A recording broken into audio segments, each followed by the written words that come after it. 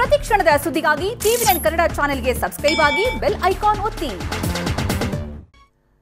ರಾಜ್ಯದಲ್ಲಿ ನಿಲ್ಲುತ್ತಿಲ್ಲ killer corona ಅಟ್ಟಹಾಸ. ದಿನದಿಂದ ದಿನಕ್ಕೆ ಹೆಚ್ಚುತ್ತಾನೆ ಇದೆ ಕೊರೋನಾ ಸೋಂಕಿತರ ಸಂಖ್ಯೆ. ಮಹಾರಾಷ್ಟ್ರದ ಸೋಂಕು ರಾಜ್ಯದ ಜಿಲ್ಲೆಗಳಿಗೆ ವಿಸ್ತರಿಸಿದ್ದಾದ್ರೂ ಹೇಗೆ? ಇದುವೇ ಈ ಹೊತ್ತಿನ ರಾಜ್ಯ ದೇಶದ ಮೂಲೆ ಮೂಲೆಗಳಿಂದ ಹೆಕ್ಕಿದ ಕೊರೋನಾ ನ್ಯೂಸ್ ಎಕ್ಸ್‌ಪ್ರೆಸ್. ನಾನು ಶಕುಂತಲಾ ಭೂಷಣ್. ಕರುನಾಡಲ್ಲಿ ಇಂದು ರಣಕೇಕೆ ಹಾಕಿದ ಕೊರೋನಾ ವೈರಸ್. ಗ್ರೀನ್ ಝೋನ್ ರಾಮನಗರಕ್ಕೂ ಅಂಟಿದ ನಂಜು. ಉಡುಪಿಗೆ ಮುಳ್ಳಾದ ಅನಿವಾಸಿಗಳು. ಕಲಬುರಗಿ ಯಾದಗಿರಿಗೆ ಮುಂಬೈ ವಿಷವೇ ಕುತ್ತು ತಂದಿದ್ದಾದ್ರೂ ಹೇಗೆ? ಇದೆಲ್ಲವನ್ನ ತೋರಿಸ್ತೀವಿ ಕೊರೋನಾ ಕೇಸಸ್ ಎಕ್ಸ್‌ಪ್ರೆಸ್ನಲ್ಲಿ.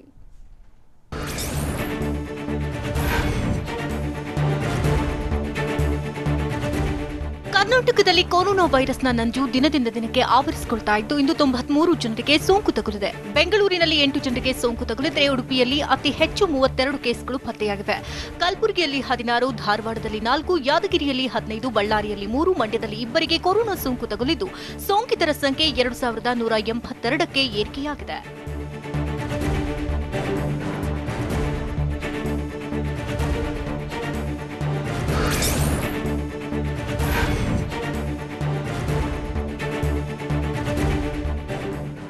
ವೈರಸ್ ರೇಷ್ಮೆ ನಗರಿ ರಾಮನಗರಕ್ಕೂ ಹೋಗಿದೆ. ಗ್ರೀನ್ ಝೋನ್ ಜಿಲ್ಲೆ ರಾಮನಗರಕ್ಕೂ ವೈರಸ್ ಕಾಲಿಟ್ಟಿದ್ದು 2 ವರ್ಷದ ಗಂಡು ಮಗುವಿಗೂ ಸೋಂಕು ತಗುಲಿದೆ. ರಾಮನಗರ ಜಿಲ್ಲೆಯ ಮಾಗಡಿ ತಾಲೂಕಿನ ಮಾರಸಂದ್ರ ಗ್ರಾಮದ ನಿವಾಸಿಯಾಗಿದ್ದಾರೆ. ವಾರದ ಹಿಂದೆಯಷ್ಟೇ ಚೆನ್ನೈನಿಂದ ಕುಟುಂಬಸ್ಥರ ಜೊತೆ ಮಗು ಬಂದಿತ್ತು. ಹೀಗಾಗಿ ಮಾರಸಂದ್ರದ ಗ್ರಾಮದಲ್ಲಿ ಕ್ವಾರಂಟೈನ್ ಮಾಡಿದ್ದು ಇದೀಗ ಸೋಂಕು ತಗುಲಿರುವುದು ಆಘಾತವನ್ನ ಉಂಟು ಮಾಡಿದೆ.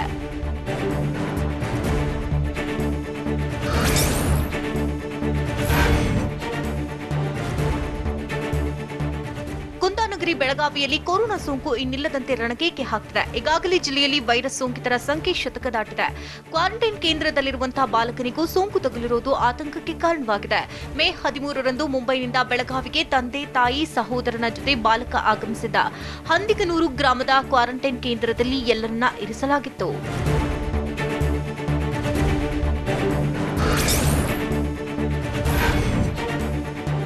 ಗಡಿ ಜಿಲ್ಲೆ ಯಾದಗಿರಿಯಲ್ಲಿ ಕೊರೋನಾ ತನ್ನ ಕಬಂದ ಬಾಹುಗಳನ್ನ ಚಾಚುತ್ತಾನೆ ಇದೆ.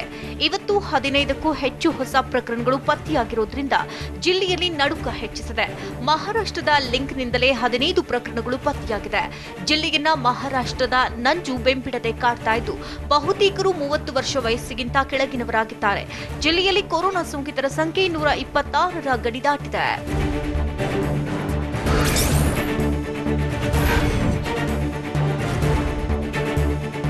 ಧಾರವಾಡದಲ್ಲಿ ಕೊರೋನಾ ಬಿಟ್ಟು ಬಿಡದೆ ಕಾಡೋದಕ್ಕೆ ಶುರು ಮಾಡಿದೆ. ಇವತ್ತು ಮತ್ತೆ 3 ಸೋಂಕು ತಗುಲಿದೆ. 17 ವರ್ಷದ ಬಾಲಕ ಹಾಗೂ 2.5 ವರ್ಷದ ಗಂಡು ಮಗುವಿಗೂ ಸೋಂಕು ಬಂದಿದೆ. ಇದರಲ್ಲಿ 33 ವರ್ಷದ ಮಹಿಳೆಯೂ ಸೇರಿದ್ದಾರೆ. ಮಹಾರಾಷ್ಟ್ರದಿಂದ ಆಗಮಿಸಿದ ಕುಟುಂಬ ಸದಸ್ಯರ ಜೊತೆ ಸಂಪರ್ಕ ಇದ್ದುದರಿಂದಾಗಿ ಕುಟುಂಬದ 4 ಸೋಂಕು ಹೊಂಟಿದೆ.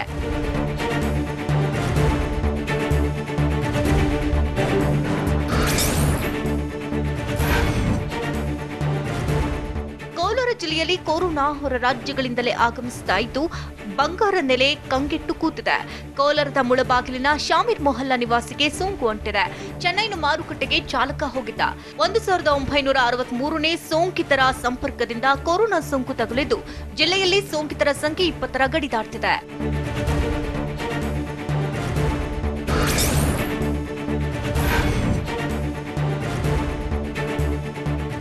ಕೊರೋನಾಗೆ ಕೃಷ್ಣನೂರು, ಉಡುಪಿ ಕಂಗೆಟ್ಟು ಕೂತಿದೆ. ದಿನೇ ದಿನೇ ಸೋಂಕಿತರ ಸಂಖ್ಯೆ ಹೆಚ್ಚಾಗ್ತಾ ಇದ್ದು ಇಂದು ಮತ್ತೆ 16 ಜನರಲ್ಲಿ ಸೋಂಕು ತಗುಲಿದ್ದು ಆಘಾತವನ್ನ ಉಂಟು ಮಾಡಿದೆ. ಮಹಾರಾಷ್ಟ್ರದಿಂದ ಉಡುಪಿಗೆ ಬಂದಿದ್ದ 14 ಜನ ಮತ್ತು ದುಬೈನಿಂದ ಬಂದಿದ್ದ 2 ಸೋಂಕು ಬಕ್ಕರಿಸಿಕೊಂಡಿದೆ. ಸೋಂಕಿತರಲ್ಲಿ 8 ಮಕ್ಕಳು, 6 ಮಹಿಳೆಯರು, 2 ಪುರುಷರಿದ್ದಾರೆ.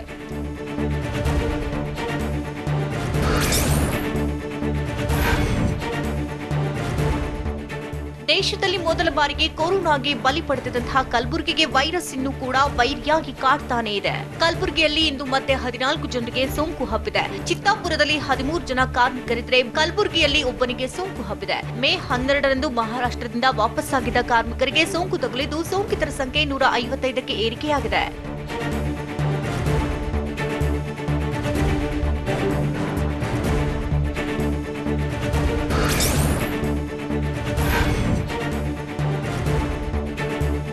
ಮಂಡ್ಯ ಜಿಲ್ಲೆಗೆ ಮಹಾರಾಷ್ಟ್ರವೇ ಮುಳ್ಳಾಗಿ ಕಾಡ್ತಿದೆ. ಇಂದು ಮಧ್ಯಾಹ್ನ ಮತ್ತಿಬ್ಬರಿಗೆ ಸೋಂಕು ತಗುಲಿದ್ದು ಜಿಲ್ಲೆಯಲ್ಲಿ ಸೋಂಕಿತರ ಸಂಖ್ಯೆ 254ಕ್ಕೆ ಏರಿಕೆಯಾಗಿದೆ. ಇಬ್ಬರು ಸೋಂಕಿತರಿಗೂ ಮುಂಬೈನಿಂದಲೇ ನಂಟಿರುವುದು ಜಿಲ್ಲೆ ಜನರನ್ನ ಮತ್ತಷ್ಟು ತತ್ತರಿಸುವಂತೆ ಮಾಡಿದೆ. ಮುಂಬೈನಿಂದಲೇ 229 ಜನರಿಗೆ ಸೋಂಕು ಹಬ್ಬಿದ್ದು ಇನ್ನು ಅದೆಷ್ಟು ಮಂದಿಗೆ ಬಕ್ಕರಿಸಿಕೊಳ್ಳುತ್ತೋ ಗೊತ್ತಿಲ್ಲ.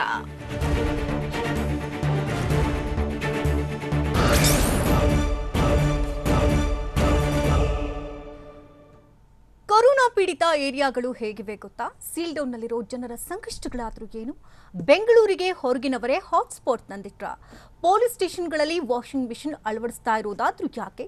ಹಾಟ್ಸ್ಪಾಟ್ ಏರಿಯಾಗಳ ಇಂಚಿಂಚು ಮಾಹಿತಿಯನ್ನು ನೋಡೋಣ ಕೊರೋನಾ ಹಾಟ್ಸ್ಪಾಟ್ ಎಕ್ಸ್‌ಪ್ರೆಸ್‌ನಲ್ಲಿ.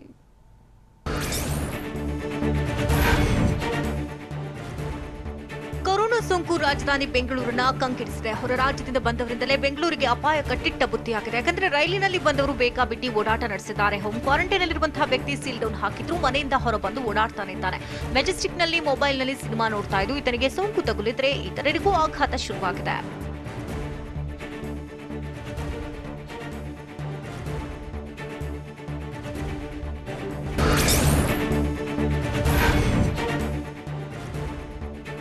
ತಡೆಗೆ ಕ್ವಾರಂಟೈನ್ ಮಾಡಲೇಬೇಕು ಅಂತ ಹೇಳಿದ್ರು ದೆಹಲಿಯಿಂದ ಬಂದಂತಹ ವ್ಯಕ್ತಿಯೋರ್ವ ಕ್ವಾರಂಟೈನ್ಗೆ ಕಿರಿಕ್ ಮಾಡುವಂತಹ ಘಟನೆ ನಡೆದಿದೆ. ನನ್ನ ಹತ್ರ ಕೋವಿಡ್-19 ಪರೀಕ್ಷೆ ಮಾಡಿರುವಂತಹ ಪ್ರಮಾಣ ಪತ್ರವಿದೆ, ಅದರಲ್ಲಿ ನೆಗೆಟಿವ್ ವರದಿ ಬಂದಿದೆ. ಆದ್ರೂ ನನ್ನನ್ನು ಯಾಕೆ ಕ್ವಾರಂಟೈನ್ಗೆ ಕಳಿಸ್ತೀರಿ ಅಂತ ಬಸ್ ಹತ್ತದೆ ಕಿರಿಕ್ ಮಾಡಿದ.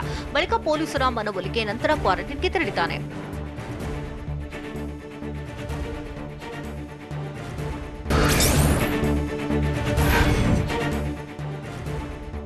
ಕೊರೋನಾ ವಾರಿಯರ್ಸ್ಗಳಾಗಿರುವಂತಹ ಪೊಲೀಸರಿಗೂ ಕೊರೋನಾ ಬಂದಿರುವುದರಿಂದ ಪೊಲೀಸ್ ಸ್ಟೇಷನ್ಗಳಲ್ಲಿ ವಾಷಿಂಗ್ ಮಿಷಿನ್ಗಳನ್ನು ಇಡೋದಕ್ಕೆ ನಿರ್ಧರಿಸಲಾಗಿದೆ. ಪೊಲೀಸ್ ಸಿಬ್ಬಂದಿ ತಮ್ಮ ಸಮವಸ್ತ್ರಗಳನ್ನು ಸ್ಟೇಷನ್ನಲ್ಲಿಯೇ ವಾಶ್ ಮಾಡಿಕೊಳ್ಳೋದಕ್ಕೆ ತಿಳಿಸಲಾಗಿದೆ.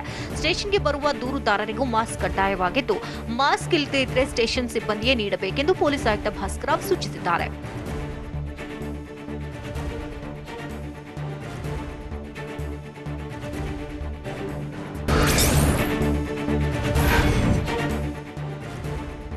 ದೆಹಲಿಯಿಂದ ವಿಮಾನದಲ್ಲಿ ಕೆಂಪೇಗೌಡ ವಿಮಾನ ನಿಲ್ದಾಣಕ್ಕೆ ಆಗಮಿಸಿದಂತಹ ಮಹಿಳೆ ಕ್ವಾರಂಟೈನ್ಗೆ ಹೋಗೋದಕ್ಕೆ ಕಿರಿಕ್ ಮಾಡಿದ್ದಾಳೆ. ಸ್ಕ್ರೀನಿಂಗ್ ನಂತರ ಹೋಟೆಲ್ ಕ್ವಾರಂಟೈನ್ಗೆ ಹೋಗೋದಕ್ಕೆ ಪೊಲೀಸರು ಸೂಚನೆ ಕೊಟ್ಟಿದ್ರು. ಆದರೆ ಇದ್ಯಾವುದಕ್ಕೂ ಜಗ್ಗದ ಮಹಿಳೆ 7 ದಿನಗಳ ಕಾಲ ಕ್ವಾರಂಟೈನ್ಗೆ ಹೋಗಲ್ಲ ಅಂತ ಕಿರಿಕಿರಿ ಮಾಡಿದ್ರು. ತಪ್ಪಿಸಿಕೊಂಡು ಹೋಗೋದಕ್ಕೆ ಯತ್ನಿಸಿದ್ರು. ಈ ಸಂದರ್ಭದಲ್ಲಿ ಇಬ್ಬರನ್ನ ಹಿಡಿದು ಕರೆತಂದಿದ್ದಂತಹ ಪಿಐ ಪ್ರಶಾಂತ್ ವರ್ಣಿ ತರಾಟೆಗೆ ತೆಗೆದುಕೊಂಡು ಹೋಟೆಲ್ಗೆ ಕಳುಹಿಸಿಕೊಟ್ರು.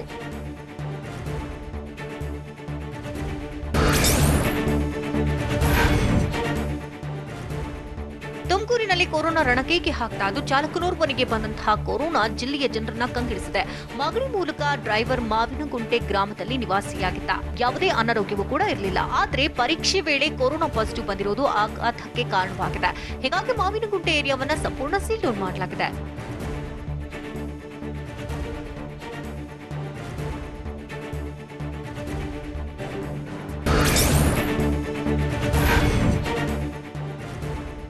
ತುಮಕೂರು ಜಿಲ್ಲೆಯಲ್ಲಿ ಕೊರೋನಾ ಸೋಂಕಿತರ ಸಂಖ್ಯೆ 27ಕ್ಕೆ ಏರಿಕೆಯಾಗಿದ್ದು ದಿನದಿಂದ ದಿನಕ್ಕೆ ಸೋಂಕಿತರ ಸಂಖ್ಯೆ ಹೆಚ್ಚುತ್ತಾನೆ ಇದೆ. ಇಂದು ಪತ್ತೆಯಾದ 34 ವರ್ಷದ ವ್ಯಕ್ತಿಗೆ ಸೋಂಕಿನ ಸಂಪರ್ಕ ಪತ್ತೆ ಹಚ್ಚೋದು ಯಕ್ಷ ಪ್ರಶ್ನೆಯಾಗಿದೆ. ಯಾಕಂದ್ರೆ ಈತನಿಗೆ ಯಾವ ಸಂಪರ್ಕದಲ್ಲಿ ಕೊರೋನಾ ಬಂತು ಅನ್ನೋದೇ ಗೊತ್ತಾಗ್ತಾ ಇಲ್ಲ. ಜಿಲ್ಲೆಯಲ್ಲಿ ಸೋಂಕಿನಿಂದಾಗಿ ಇಬ್ಬರು ಬಲಿಯಾಗಿದ್ದಾರೆ.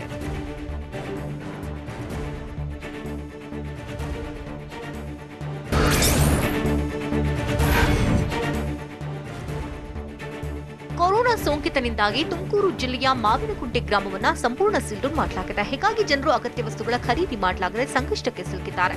ಇದರಿಂದ ಎಚ್ಚೆತ್ತಂತಹ ಶಾಸಕ ಗೌರಿಶಂಕರ್ ಸೀಲ್ಡೌನ್ ಗ್ರಾಮಕ್ಕೆ ಭೇಟಿ ಕೊಟ್ಟು ಗ್ರಾಮಸ್ಥರಿಗೆ ಧೈರ್ಯ ತುಂಬಿದ್ರು. ಗ್ರಾಮಸ್ಥರಿಗೆ ದಿನಸಿಯನ್ನ ವಿತರಣೆ ಮಾಡಿದ್ರು.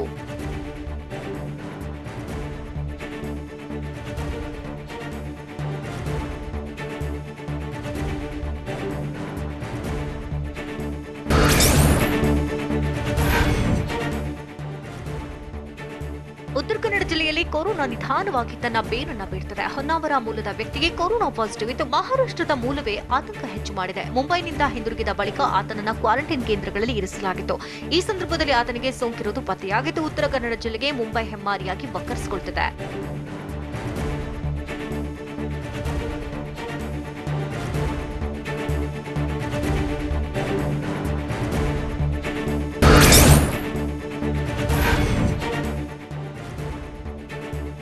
ವಾರಿಯರ್ಸ್ಗಳಾಗಿರುವಂತಹ ಪೊಲೀಸರಿಗೂ ಕೊರೋನಾ ಅಂಟುತ್ತಾ ಇದ್ದು ಆಘಾತ ಹೆಚ್ಚು ಮಾಡಿದೆ. ಸೋಂಕಿತ ವ್ಯಕ್ತಿಯ ಸಂಪರ್ಕದಿಂದಾಗಿ ಪೊಲೀಸ್ ಕಾನ್ಸ್ಟೇಬಲ್ಗೂ ಸೋಂಕು ಹಬ್ಬಿದ್ದು ಮಡಿಕೇರಿಯಲ್ಲೂ ಭೀತಿ ಶುರುವಾಗಿದೆ. ಸೋಂಕಿತ ಕಾನ್ಸ್ಟೇಬಲ್ ಅನ್ನ ಜಿಲ್ಲಾಸ್ಪತ್ರೆಯಲ್ಲಿ ಕ್ವಾರಂಟೈನ್ ಮಾಡಲಾಗಿದೆ.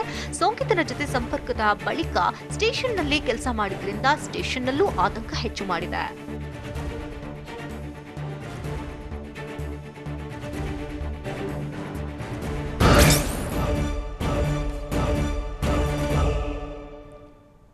ಫುಡ್ ಡೆಲಿವರಿ ಬಾಯ್ಗಳು ಪ್ರತಿಭಟನೆಗೆ ಇಳಿದಿದ್ದಾದ್ರೂ ಯಾಕೆ? ಪೊಲೀಸ್ ಸಿಬ್ಬಂದಿಗೆ ಕಮಿಷನರ್ ಭಾಸ್ಕರರಾವ್ ಕೊಟ್ಟಂತ ಅಭಯವಾದ್ರೂ ಏನು? ಸರ್ಕಾರಕ್ಕೆ ಬಾರ್ ಮತ್ತು ಕ್ಲಬ್ನವರು ವಾರ್ನ್ ಮಾಡಿದ್ಯಾಕೆ? ಗಡಿಯಲ್ಲಿ ಕಳ್ಳದಾರಿಯಲ್ಲಿ ಬರ್ತಾ ಇರುವುದೇಕೆ ಕೊರೋನಾ? ಇಂತಹ ಇಂಟ್ರೆಸ್ಟಿಂಗ್ ವಿಚಾರಗಳನ್ನು ನೋಡೋಣ ಬೆಂಗಳೂರು ಕೊರೋನಾ ನ್ಯೂಸ್ ಎಕ್ಸ್‌ಪ್ರೆಸ್‌ನಲ್ಲಿ.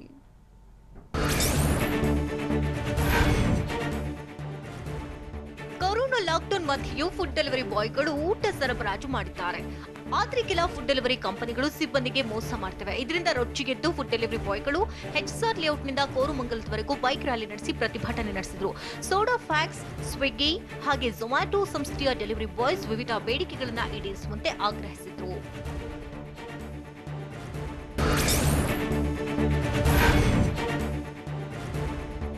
ಕೊರೋನಾ ಸೋಂಕಿತ ಪೊಲೀಸ್ ಸಿಬ್ಬಂದಿ ಯಾವುದೇ ಭಯ ಪಡುವ ಅಗತ್ಯವಿಲ್ಲ ಅಂತ ನಗರ ಪೊಲೀಸ್ ಆಯುಕ್ತ ಭಾಸ್ಕರರಾವ್ ಹೇಳಿದ್ದಾರೆ. ಸೋಂಕಿತ ಸಿಬ್ಬಂದಿಗೆ ಎಲ್ಲಾ ರೀತಿಯ ಸೌಲಭ್ಯವನ್ನು ಕೊಡ್ತೇವೆ. ಸರ್ಕಾರಿ ಆಸ್ಪತ್ರೆಯಲ್ಲಿ ಚಿಕಿತ್ಸೆ ಕೊಡಿಸಲಾಗ್ತಾ ಇದೆ. ಒಬ್ಬರ ಕುಟುಂಬಕ್ಕೂ ಒಳ್ಳೆಯ ಕಡೆ ಕ್ವಾರಂಟೈನ್ ಮಾಡ್ತೇವೆ. ಅವರಿಗೆ ಅಗತ್ಯವಿರತಕ್ಕಂತ ಆಹಾರ ಪೂರೈಸಿ ಆರೋಗ್ಯದ ಬಗ್ಗೆ ಕಾಳಜಿ ವಹಿಸುವುದಾಗಿ ಆಯುಕ್ತರು ಹೇಳಿದರು.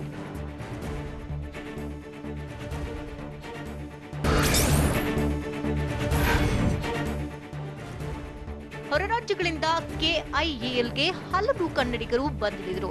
ಈ ವೇಳೆ ಗರ್ಭಿಣಿಯರು ಮತ್ತು ಚಿಕ್ಕ ಮಕ್ಕಳನ್ನ ಎಲ್ಲರ ಜೊತೆ ಕಳಿಸದೆ ಪ್ರತ್ಯೇಕ ಆಂಬ್ಯುಲೆನ್ಸ್ ನಲ್ಲಿ ಕಳಿಸಲಾಯಿತು. ಹೊರಗಿನಿಂದ ಬಂದವರಿಗೆ ಆಂಬ್ಯುಲೆನ್ಸ್ ನಲ್ಲಿ ಕ್ವಾರಂಟೈನ್ ಕೇಂದ್ರಕ್ಕೆ ಸ್ಥಳಾಂತರ ಮಾಡಲಾಯಿತು. ಈ ಸಂದರ್ಭದಲ್ಲಿ ಕೆಲವರು ಕ್ವಾರಂಟೈನ್ ಕೇಂದ್ರಕ್ಕೆ ಹೋಗುವುದಕ್ಕೆ ನಿರಾಕರಿಸಿದ ಘಟನೆ ಕೂಡ ನಡೆಯಿತು.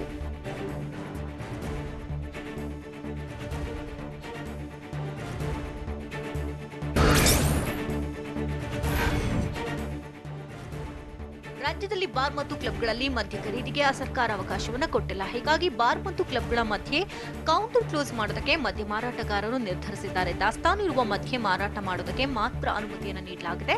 ರಾಜ್ಯ ಸರ್ಕಾರದ ನಿರ್ಧಾರ ವಿರೋಧಿಸಿರುವಂತಹ ರಾಜ್ಯ ವೈನ್ಸ್ ಮರ್ಚೆಂಟ್ಸ್ ಫೆಡರೇಷನ್ ಎಲ್ಲಾ ಬಾರ್ ಮಾಲೀಕರಿಗೂ ಸಂದೇಶವನ್ನು ರವಾನಿಸಿದ್ದಾರೆ.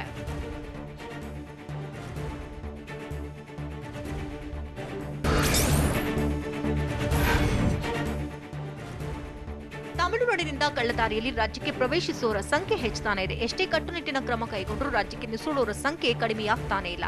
ಹೊಸ ಕಳ್ಳದಾರಿಗಳನ್ನ ಹುಡುಕಿರುವಂತಹ ಜನರು ಗದ್ದೆ ತೋಟಗಳ ಮೂಲಕ ಕರ್ನಾಟಕಕ್ಕೆ ಬರ್ತಾ ಇದ್ದಾರೆ. ಆನೇಕಲ್ ಸುತ್ತಮುತ್ತ ತಮಿಳುನಾಡಿನಿಂದ ಜನರ ಓಡಾಟದಿಂದ ಸ್ಥಳೀಯರು ಆತಂಕಗೊಂಡಿದ್ದಾರೆ.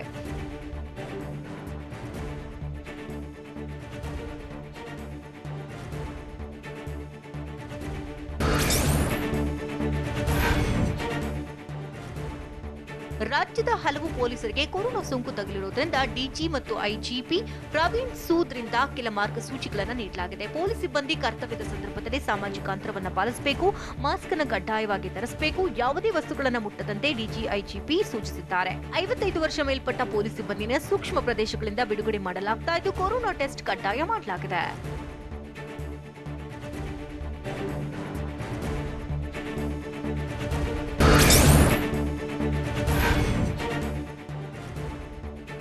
ಮುಂಬೈನಿಂದ ವಿಮಾನದ ಮೂಲಕ ಆಗಮಿಸಿದಂತಹ 4 ತಿಂಗಳ ಮಗುವನ್ನ ಅಪ್ಪ ಮುಟ್ಟಲಾಗದ ಸ್ಥಿತಿ ಎದುರಾಗಿದೆ. ಕೆಂಪೇಗೌಡ ಅಂತಾರಾಷ್ಟ್ರೀಯ ವಿಮಾನ ನಿಲ್ದಾಣದಲ್ಲಿ ತಾಯಿ ಮತ್ತು ಮಗುವನ್ನ ತಂದೆ ಮುಟ್ಟಲಾಗಿಲ್ಲ. ತಂದೆಗೆ ಹೆತ್ತ ಮಗುವನ್ನ ಎತ್ತಿ ಮುದ್ದಾಡಲಾಗ್ತಾ ಇಲ್ಲ. ಪತ್ನಿ ಮಗು ಕ್ವಾರಂಟೈನ್ಗೆ ಹೋಗಬೇಕಾಗಿರುವುದರಿಂದ ಮಗುವನ್ನ ನೋಡಿ ತಂದೆ ದೂರದಲ್ಲೇ ಇರಬೇಕಾಯಿತು.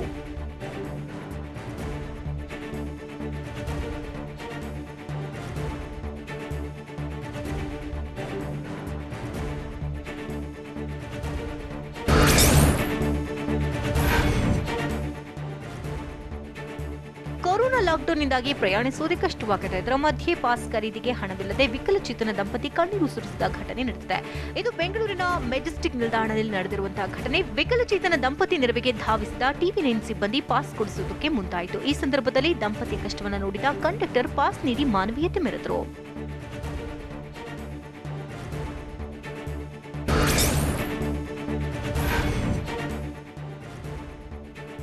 ಲಾಕ್ಡೌನ್ ಸಡಿಲಿಕೆ ಬಳಿಕ ಸಾರಿಗೆ ಸಂಚಾರ ಆರಂಭವಾಗ್ತಾ ಇದ್ದಂತೆಯೇ ಬಿಎಂಟಿಸಿ ಬಸ್ ಟಿಕೆಟ್ ನೀಡೋದನ್ನ ಬಿಟ್ಟು ಕೇವಲ ಪಾಸ್ಗಳನ್ನು ಮಾತ್ರ ಕೊಡ್ತಾ ಇದೆ.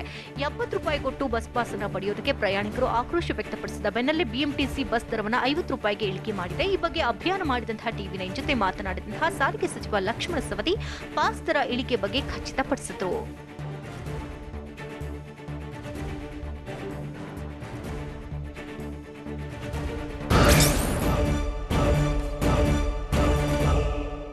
ಸೋಂಕಿತರ ಸಂಖ್ಯೆ ಹೆಚ್ಚಾಗ್ತಾ ಇದ್ರೂ ರಾಜ್ಯದ ಸ್ಥಿತಿ ಬೆಸ್ಟ್ ಹೇಗೆ?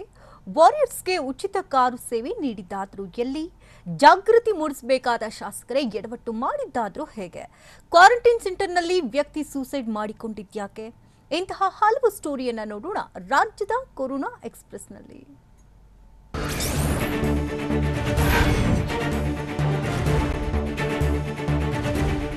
ಕರ್ನಾಟಕದಲ್ಲಿ ಕೊರೋನಾ ಕೇಸ್ಗಳ ಸಂಖ್ಯೆ 2158ಕ್ಕೆ ಏರಿಕೆಯಾಗಿದೆ. ಕರ್ನಾಟಕದಲ್ಲಿ ಕೊರೋನಾ ಕೇಸ್ ನೆನೆಯೇ 2000 ಗಡಿ ದಾಟಿದೆ. ಆದರೂ ಬೇರೆ ರಾಜ್ಯಗಳಿಗೆ ಹೋಲಿಸಿದ್ರೂ ಕರ್ನಾಟಕದ ಸ್ಥಿತಿ ಉತ್ತಮವಾಗಿದೆ. ಕರ್ನಾಟಕದಲ್ಲಿ ಈವರೆಗೂ 2 ಲಕ್ಷಕ್ಕೂ ಅಧಿಕ ಕೊರೋನಾ ಸ್ಯಾಂಪಲ್ ಪರೀಕ್ಷೆ ನಡೆಸಲಾಗಿದೆ. ಆದರೆ 2000 ಮಂದಿಗೆ ಕೊರೋನಾ ಸೋಂಕು ತಗುಲಿದೆ. ಆದರೆ ಉಳಿದ ಜಿಲ್ಲೆಗಳಲ್ಲಿ ಈ ಸೋಂಕು ಹೆಚ್ಚಿದೆ.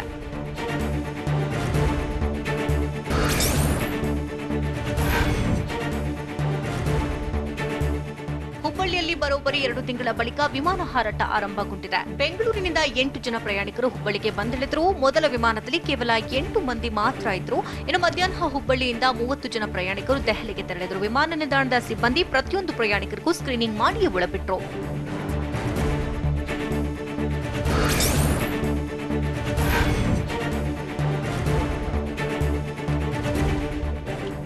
ಮೈಸೂರಿನಲ್ಲಿ ಕೊರೋನಾ ಸೋಂಕು ತಗುಲದಂತೆ ಜೀವದ ಹಂಗು ತೊರೆದು ಸಿಬ್ಬಂದಿ ಕೆಲಸ ಮಾಡ್ತಿದ್ದಾರೆ. ಇಂತಹ ವಾರಿಯರ್ಸ್ಗೆ ಮತ್ತು ಮನೆಯವರಿಗೆ ಉಚಿತ ಕಾರು ಸೇವೆ ನೀಡಲಾಗ್ತಾ ಇದೆ. ಮೈಸೂರಿನ ಸೇಫ್ ವೀಲ್ಸ್ ಟ್ರಾವೆಲ್ಸ್ ನಿಂದ ವಿಶೇಷ ಗೌರವ ನೀಡ್ತಾ ಇದ್ದು ರಾಜ್ಯದ ಯಾವುದೇ ಜಿಲ್ಲೆಗೆ ಹೋಗಬೇಕಾದ್ರೂ ಕಾರಿನ ವ್ಯವಸ್ಥೆ ಮಾಡಲಾಗಿದೆ. ಕಾರಿನಲ್ಲಿ ಸಾಮಾಜಿಕ ಅಂತರದ ಬಗ್ಗೆ ಜಾಗೃತಿ ಮೂಡಿಸುವ ಸ್ಟಿಕ್ಕರ್ಗಳನ್ನು ಅಂಟಿಸಲಾಗಿದೆ.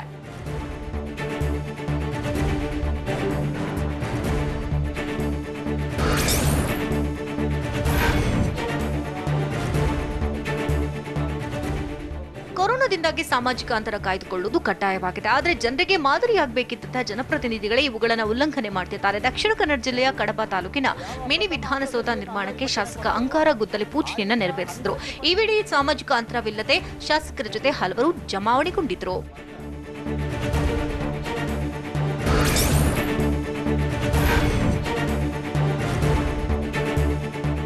ಕೊರೋನಾ ವೈರಸ್ ದಿನೇ ದಿನೇ ತನ್ನ ಬಾಹುಬಲವನ್ನ ವಿಸ್ತರಿಸ್ತಾ ಇದ್ರು. ಕೆಲವರು ಗುಣಮುಖರಾಗುವ ಮೂಲಕ ನಿಟ್ಟುಸಿರು ಬಿಡುವಂತಾಗಿದೆ. ಕೊರೋನಾ ಬಂದ್ರೆ ಬದುಕುವುದೇ ಇಲ್ಲ ಅನ್ನೋದ್ರ ಮಧ್ಯೆ ಬಾಗಲಕೋಟೆಯಲ್ಲಿ 4 ಗುಣಮುಖರಾಗಿದ್ದು ಆಸ್ಪತ್ರೆಯಿಂದ ಡಿಸ್ಚಾರ್ಜ್ ಆಗಿದ್ದಾರೆ.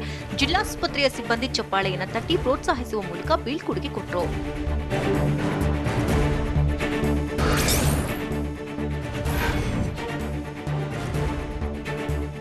ಗದಗ ಜಿಲ್ಲೆಯಲ್ಲಿ ಕೊರೋನಾ ಸೋಂಕು ಹೆಚ್ಚಾಗ್ತಿರೋದ್ರಿಂದ ಕಂಟೈನ್ಮೆಂಟ್ ಝೋನ್ನಲ್ಲಿ ಕಟ್ಟುನಿಟ್ಟಿನ ಕ್ರಮವನ್ನು ಕೈಗೊಂಡು ಜನ ಮಾತ್ರ ಕ್ಯಾರಿ ಅಂತಿಲ್ಲ. ಕ್ರೂರಿ ಅಟ್ಟಹಾಸದ ಮಧ್ಯೆಯೂ ಜನರು ಬೇಕಾಬಿಟ್ಟಿ ಓಡಾಟ ನಡೆಸುತ್ತಿದ್ದಾರೆ. ಅಗತ್ಯ ವಸ್ತುಗಳ ಪೂರೈಕೆ ಮಾಡೋದಕ್ಕೆ ಈ ಪರಿ ಓಡಾಡ್ತಿದ್ದಾರಾ? ಒಂದೇ ಜಾಗದಲ್ಲಿ 15 ಕೇಸ್ಗಳು ಪತ್ತೆಯಾಗಿದ್ರೂ ಆಡಳಿತ ವರ್ಗ ನಿರ್ಲಕ್ಷ್ಯ ಇದ್ದು ಕಾಣುತ್ತದೆ.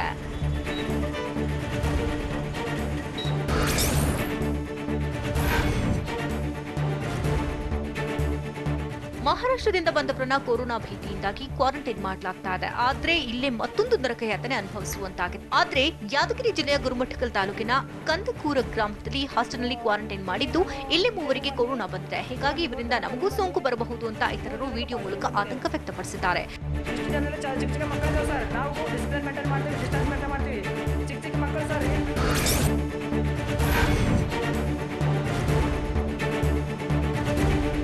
ಕೊರೋನಾ ಯಾವ ರೂಪದಲ್ಲಿ ಬಂದು ಒಕ್ಕರಿಸಿಕೊಳ್ಳುತ್ತೋ ಗೊತ್ತೇ ಆಗಲ್ಲ. ಬೆಳಗಾವಿ ಜಿಲ್ಲೆಯ ಕುಡಚಿಯ ಬಾಲಕಿಗೆ ಕಳ್ಳದಾರಿ ಮೂಲಕ ಮಹಾರಾಷ್ಟ್ರದಿಂದ ಕೊರೋನಾ ಸೋಂಕು ಬಂದಿದೆ. ಮಹಾರಾಷ್ಟ್ರದ ಔಡ್ವಾಡ ಗ್ರಾಮದ ಅಜ್ಜಿ ಮನೆಯಿಂದ ಬಾಲಕಿ ಕುಡಚಿ ಮಾರ್ಗವಾಗಿ ಬಂದಿದ್ದು ಆಕೆಗೂ ಸೋಂಕು ತಗುಲಿರುವುದು ಕುಡಚಿ ಜನತೆಯನ್ನ ಮತ್ತಷ್ಟು ಕಂಗೆಡಿಸಿದೆ.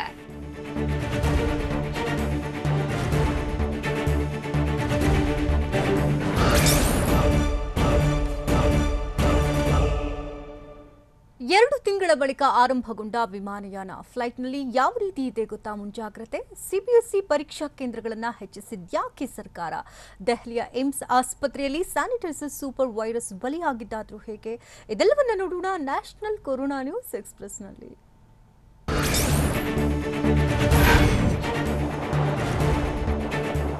ಇಂದಿನಿಂದ ದೇಶೀಯ ವಿಮಾನಗಳ ಹಾರಾಟ ಶುರುವಾಗಿರುವುದರಿಂದ ವಿಮಾನಯಾನ ಸಂಸ್ಥೆಗಳು ಸಂಪೂರ್ಣ ಸಿದ್ಧವಾಗಿದ್ವು. ಸೋಂಕು ಹರಡದಂತೆ ತಡೆಯುವುದಕ್ಕೆ ಪ್ರಯಾಣಿಕರಿಗೆ ಥರ್ಮಲ್ ಸ್ಕ್ರೀನಿಂಗ್ ಮಾಡಿದ್ರೆ ವಿಮಾನದಲ್ಲಿ ಸ್ಯಾನಿಟೈಸೇಷನ್ ಮಾಡಲಾಗಿತ್ತು.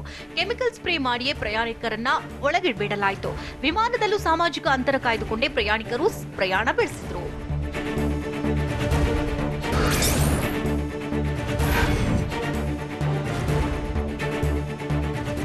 ಲಾಕ್ಡೌನ್ 4.0 ನಲ್ಲಿ ಸಡಿಲಿಕೆ ಮಾಡಿದ್ದೇ ತಡ ವಿಮಾನ ಹಾರಾಟ ಇಂದಿನಿಂದ ಶುರು ಮಾಡಿದೆ. ಮಾರ್ಚ್ 24ರಿಂದ ಸ್ಥಗಿತಗೊಂಡಿದ್ದಂತಹ ವಿದೇಶಿ ವಿಮಾನಯಾನ ಸಂಚಾರ ಬೆಳಗಿನಿಂದಲೇ ಹಾರಾಟ ಶುರು ಮಾಡಿದೆ. ಆದರೆ ಆಂಧ್ರಪ್ರದೇಶ, ಪಶ್ಚಿಮ ಬಂಗಾಳಕ್ಕೆ ಮಾತ್ರ ಮೇ 28ರಿಂದ ವಿಮಾನ ಸಂಚಾರಕ್ಕೆ ಅವಕಾಶ ನೀಡಲಾಗುವುದು ಅಂತ ಕೇಂದ್ರ ನಾಗರಿಕ ವಿಮಾನಯಾನ ಸಚಿವ ಹರ್ದೀಪ್ ಸಿಂಗ್ ಪುರಿ ಹೇಳಿದ್ದಾರೆ.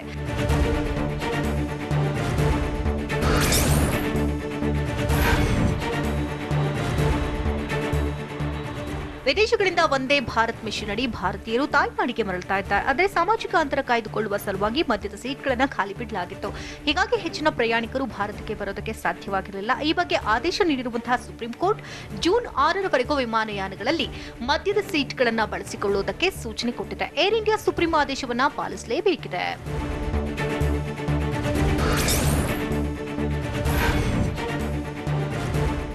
ಕೊರೋನಾ ಲಾಕ್ಡೌನ್ನಿಂದಾಗಿ ಮುಂದೂಡಿಕೆಯಾಗಿದ್ದಂತಹ ಸಿಬಿಎಸ್ಇ 10 ಮತ್ತು 12ನೇ ತರಗತಿಯ ಪರೀಕ್ಷೆಗಳು ಮುಂದಿನ ತಿಂಗಳು ನಡೀತಾ ಇದೆ. ಸಾಮಾಜಿಕ ಅಂತರ ಕಾಯ್ದುಕೊಳ್ಳಲೇಬೇಕಾಗಿರುವುದರಿಂದ ಪರೀಕ್ಷಾ ಸೆಂಟರ್ಗಳನ್ನು ಕೇಂದ್ರ ಸರ್ಕಾರ ಹೆಚ್ಚಳ ಮಾಡಿದೆ. 3,000 ಪರೀಕ್ಷಾ ಸೆಂಟರ್ಗಳನ್ನು 15,000ಕ್ಕೆ ಏರಿಸಿದೆ.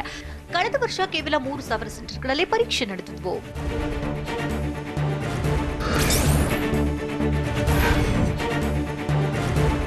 ಇಂದು ದೇಶದಾದ್ಯಂತ ಈದ್ ಹಬ್ಬವನ್ನು ಸಂಭ್ರಮದಿಂದ ಆಚರಿಸಲಾಗ್ತಾ ಇದೆ. ಆದರೆ ಕೊರೋನಾ ಸೋಂಕು ಹರಡುವ ಭೀತಿಯಿಂದಾಗಿ ಸಾಮೂಹಿಕ ಪ್ರಾರ್ಥನೆಗೆ ಬ್ರೇಕ್ ಬಿದ್ದಿದೆ. ಮಸೀದಿಗಳು ಬಂದ್ ಆಗಿರೋದ್ರಿಂದ ಮುಸ್ಲಿಂ ಸಮುದಾಯದವರು ಮನೆಯಲ್ಲಿ ಪ್ರಾರ್ಥನೆ ಸಲ್ಲಿಸಿ ಈದ್ ಆಚರಿಸುತ್ತಿದ್ದಾರೆ. ತಮಿಳುನಾಡಿನ ಚೆನ್ನೈನ ಖ್ಯಾತ ಮಸೀದಿಯು ಬಂದ್ ಆಗಿದೆ.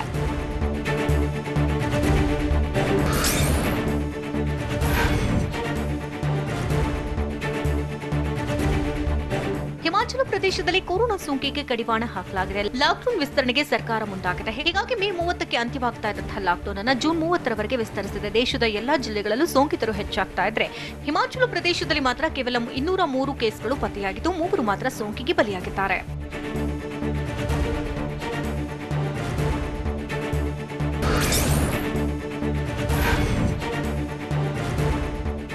ಆರಂಭದ ದಿನಗಳಲ್ಲಿ ಕೊರೋನಾದಿಂದ ಕಂಗೆಟ್ಟಿದ್ದಂತಹ ದೆಹಲಿಯಲ್ಲಿ ಈಗ ವೈರಸ್ ನಿಯಂತ್ರಣದಲ್ಲಿದೆ ಅಂತ ದೆಹಲಿಯ ಸಿಎಂ ಅರವಿಂದ್ ಕೇಜ್ರಿವಾಲ್ ಹೇಳಿದ್ದಾರೆ. ಕೊರೋನಾ ಕಂಟ್ರೋಲ್ಗೆ ಬಂದಿರೋದ್ರಿಂದ ರಾಜ್ಯದ ಜನತೆ ಆತಂಕಗೊಳ್ಳುವ ಅಗತ್ಯವಿಲ್ಲ ಎಂದಿರುವ ಕೇಜ್ರಿವಾಲ್ ಸೋಂಕಿತರು ಗುಣಮುಖರಾಗುವಲ್ಲಿ ವಿಳಂಬವಾದರಷ್ಟೇ ಚಿಂತಿಸಬೇಕು ಅಂತ ಹೇಳಿದರು. ರಾಜ್ಯದಲ್ಲಿ ಸೋಂಕು ತಪಾಸಣಾ ಕೇಂದ್ರಗಳನ್ನು ಮತ್ತಷ್ಟು ಹೆಚ್ಚಿಸುವುದಾಗಿಯೂ ಕೇಜ್ರಿವಾಲ್ ಹೇಳಿದರು.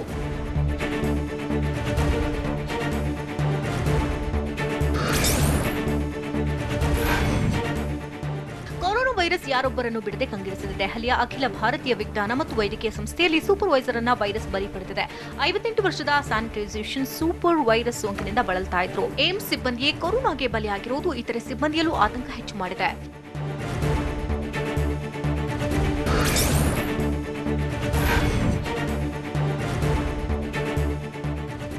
ದೇಶದಲ್ಲಿ ಕೊರೋನಾ ವೈರಸ್ ನಂಜು ದಿನೇ ದಿನೇ ಎಲ್ಲೆಡೆ ವ್ಯಾಪಿಸಿಕೊಳ್ತಾನೆ ಇದೆ. ಈವರೆಗೂ 1,38,845 ಜನರಲ್ಲಿ ಕೊರೋನಾ ಸೋಂಕು ಹಬ್ಬಿದ್ದು ಪ್ರಸ್ತುತ 77,103 ಜನರು ಆಸ್ಪತ್ರೆಯಲ್ಲಿ ಚಿಕಿತ್ಸೆ ಪಡೆಯುತ್ತಾ ಇದ್ದಾರೆ. 57,720 ಜನರು ಆಸ್ಪತ್ರೆಯಿಂದ ಡಿಸ್ಚಾರ್ಜ್ ಆದರೆ 4,020 ಜನರು ಮೃತಪಟ್ಟಿದ್ದಾರೆ. ವಿದೇಶಗಳಿಂದ ಬಂದವರಿಂದಲೇ ಸೋಂಕು ಹೆಚ್ಚುತ್ತಾ ಇರುವುದು ಭಾರತಕ್ಕೆ ಮತ್ತಷ್ಟು ಕಗ್ಗಂಟಾಗಿದೆ.